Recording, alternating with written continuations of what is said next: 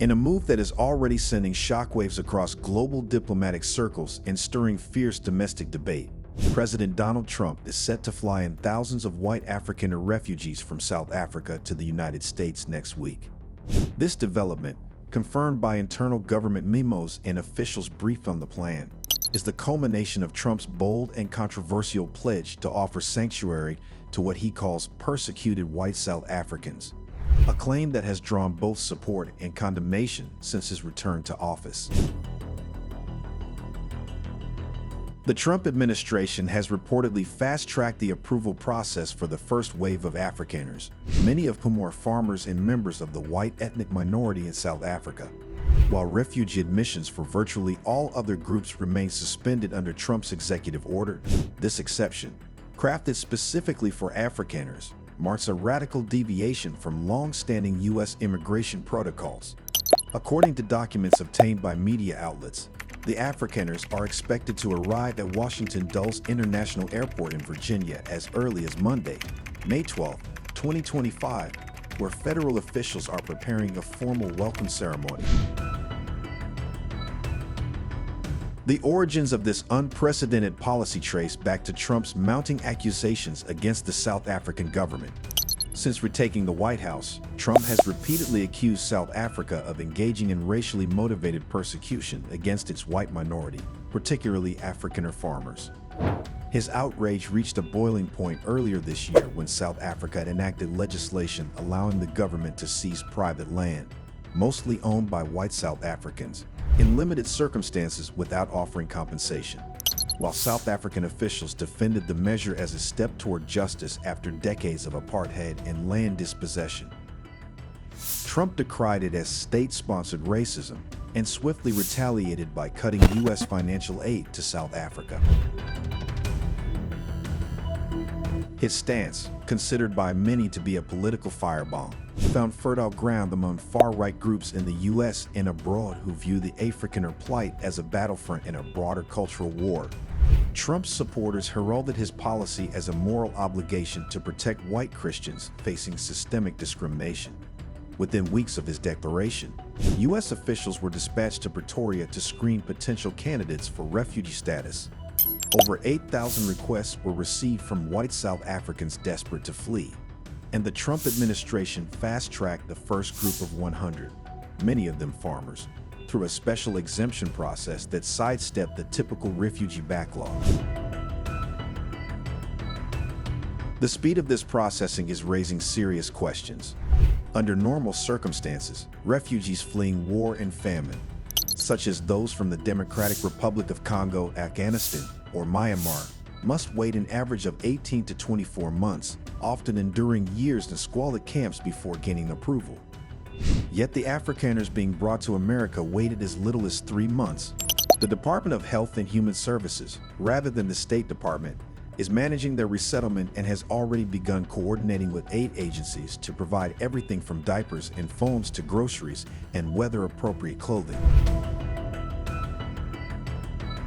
While the administration frames this as a humanitarian gesture, critics argue it's blatant racial favoritism masquerading as compassion.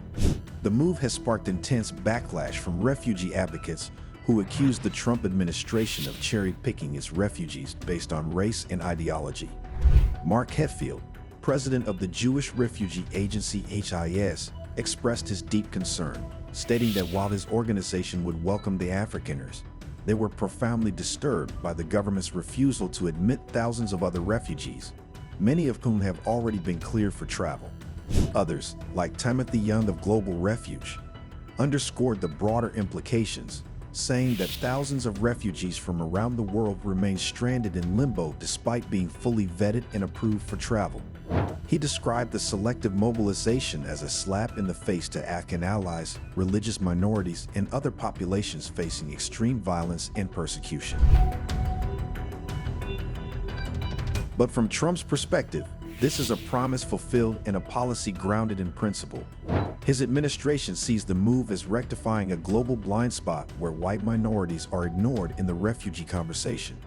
Trump has long championed policies that elevate Western civilization, and this latest act dovetails with his America First ideology and his base's desire to protect what they see as embattled Western culture. For some Afrikaners, Trump is a savior, marginalized, economically squeezed, and increasingly anxious about their future in post-apartheid South Africa. Some view the United States as their last refuge. They claim to be targets of rising violent crime and victims of systemic neglect by a government still grappling with the legacy of white rule. The Trump administration's swift action has been met with open arms in white enclaves of South Africa, where residents are reportedly preparing for mass departures. For them, Trump's intervention is nothing short of historic. South Africa's government, however, has pushed back forcefully, accusing the United States of meddling in its domestic affairs and misrepresenting its policies.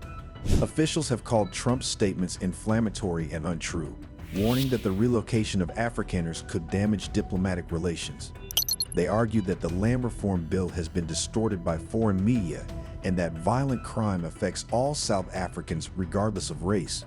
The most overlooked voices in this drama, however, are those of other refugees, those who have fled genocide, civil war, and famine, only to be sidelined by a system that appears to now prioritize race over need. This moment exposes the raw fault lines of America's refugee and immigration policy under Trump's second term. It's a policy torn between humanitarian ideals and political calculus, between equal protection and selective admission.